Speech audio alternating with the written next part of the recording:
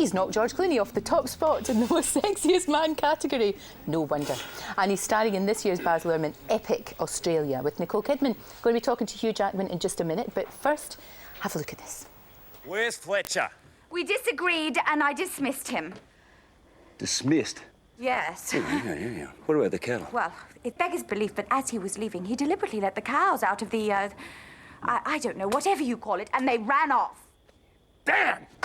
Do you realise, woman, what you've done? Mr. Drover, do not take that tone with me. Thank you very much. Don't take that tone with you, huh? No. I'm asking a woman, do you know what you've done? I won't get another drove this late in the season, right? You've cost me my living. Well, Hugh Jackman joins me now. As I was saying, it is a big fat epic, isn't it, Australia? It's just a big fat epic. I love the way you...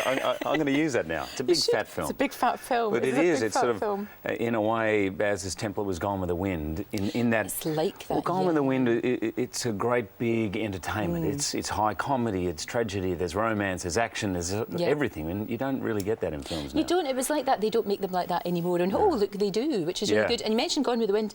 It's sort of a wee bit of the African Queen in there as well, in the way that she's all really buttoned up and tightened up, and you know he's a bit like Charlie Walnut, and in the end, you know, he's a bit of rough, and you know it's going to, very much so. And you sort of you know that she's going to melt, but it's watching it happening is actually really interesting. It really is. It's beautifully shot as well. You know, it is a bit of African Queen, bit of Gone with the Wind, a bit of Giant, and Baz loved these films. This is Baz Luhrmann, the director, but he takes on things that are near impossible. Moulin Rouge, the musical at the time, was dead, or you know, Romeo and Juliet. Who would have thought to have done Shakespeare at the time, and now he's doing this. That's true, actually. He's got the epic back, I guess. I love the way that he's obviously loves movies, as you've said, and the Wizard of Oz is in there all the time, all the way through the Wizard of Oz. That's which was the first film I ever saw. Funny was enough. It really? Yeah, I remember my dad taking my mum and dad taking me, and I must have been about 5 because I remember hiding behind the seat.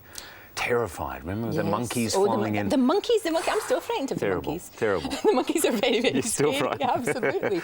When you got the call to do this movie, how did you feel? Was it excitement, or were you a bit worried because it's a huge big thing to do, and also because it is all about Australia and that's your country? It was untitled at the time, and Baz. Normally what happens in our business is you might get a phone call and you'll get a script simultaneously and you read the script, work it out. There was no script. I actually didn't really know which part I was going to play. Baz not just Nicole's, obviously. No, I tried, but it just didn't work out. It didn't work. The clothes fit, it was the same height and all, but no, Baz just told me the story almost like just sitting like this and in about 5-7 minutes. I said, terrific, what part? And he says, I don't know, mate. And I said, oh, OK.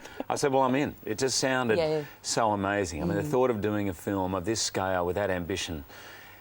And I wanted to be clear, it's called Australia, but in a way it's no more about Australia than Casablanca is about Casablanca. Right, I'm with you. It's a metaphor for Nicole's character, who's this English woman who travels all the way to the far away, and that's Australia. Adventure, frontier experience. You know? No, that's very much what it's all about, that's for sure.